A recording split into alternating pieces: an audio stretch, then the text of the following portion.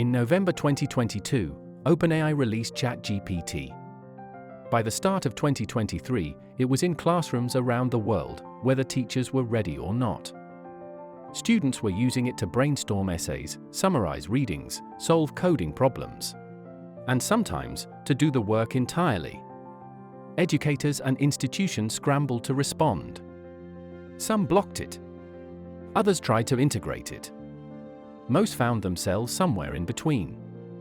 A global 2024 survey showed 86% of university students use AI tools in their studies, and about a quarter use them daily. But it's not all cheating.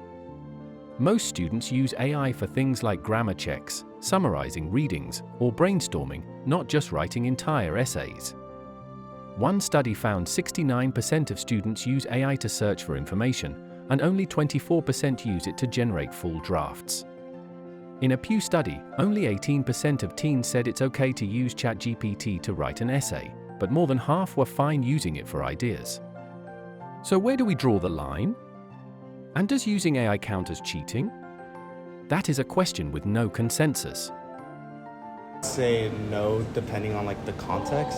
I feel like if you use AI to give you ideas or help you brainstorm or give you a quick breakdown of what you what the question's asking, because sometimes questions are worded weirdly, that's not bad. AI just takes information from the internet, and if you're using the internet anyway to complete your assignments, I think AI is just a more streamlined way to get what you need to know. And if you think back 20 years ago, even 5 years ago, right? All these people did the same stuff with just textbooks and pens and papers. So we can do it the same too. To a certain degree, it counts as cheating. Obviously, if you were taking work from AI and using that and passing it off as your own, then I believe that's cheating. I think I could ask the same question. Is it cheating to Google the answer? Is it cheating to find the answer on Chegg? I'm not sure that I understand the ontological status of cheating as it regards how the answer is arrived at, right? I would consider it cheating because in an academic environment and education, you are supposed to be pushing your mind and really trying to. It's about personal growth, not depending on a crutch or something else for growth. I think AI is sadly taking away a lot of skills. I don't consider using AI on my assignments as cheating. Sometimes you get a little brain stuck, Sometimes you need that extra push.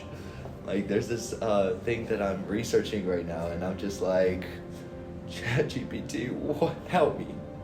Because I just need to know more about it, With so many different opinions from students and professors alike, one thing became clear: this isn't just about personal ethics.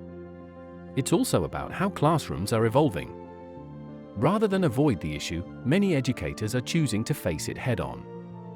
They're rewriting assignments, updating syllabi, and learning how to teach in a world where AI is part of the equation. To understand what that looks like in practice, we spoke with Professor Rodrigo Barella, a computer science instructor at the Georgia Institute of Technology. Do you notice quite a bit of a change in the quality of reports?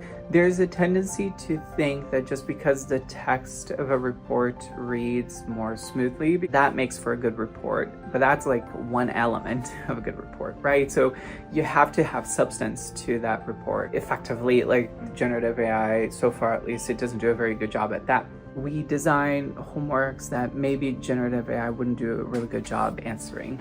We want students then to develop these higher order thinking skills. And part of it is pushing you towards thinking more at a systems level. It pushes you to do, this troubleshooting work and really thinking critically. And instead of focusing so much on lower level skills, we're thinking more how can you develop this broader set of skills. One of the aspects that is important in research now is knowing what questions to ask. Also, the ability to analyze the results and really scrutinize the data that you produce will also become a hugely important skill.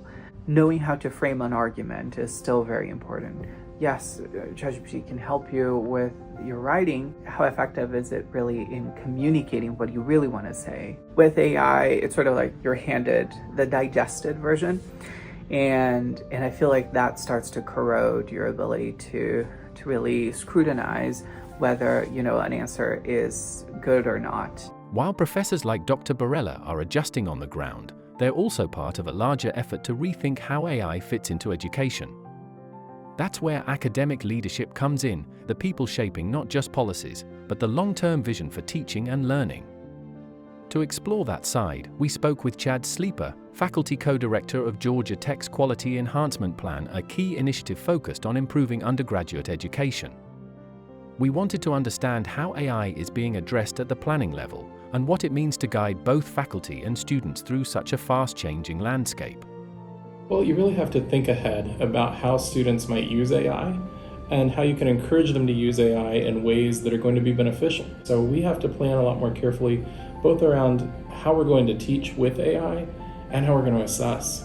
Part of the job of the university, right, is to teach. But then it's also to verify to outsiders that we have taught this student. There is a kind of ethical standard that we're looking to uphold in terms of how we do that. Making sure that students are performing the tests we ask them to perform and that they are engaging in that learning that's important so that when you graduate with that degree, it means something. Part of what we want to teach our students is critical thinking, but sometimes we don't put that in the context of how you're getting information. If you're not seeking out those multiple sources on your own, you really might be losing something.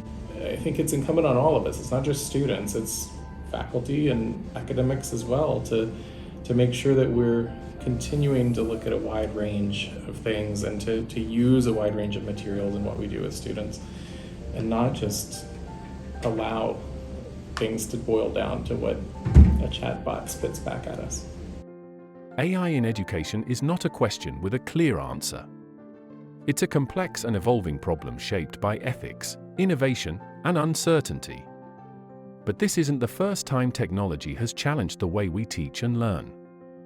Just like we adapted to the internet, to computers, to calculators, we'll find our way forward again.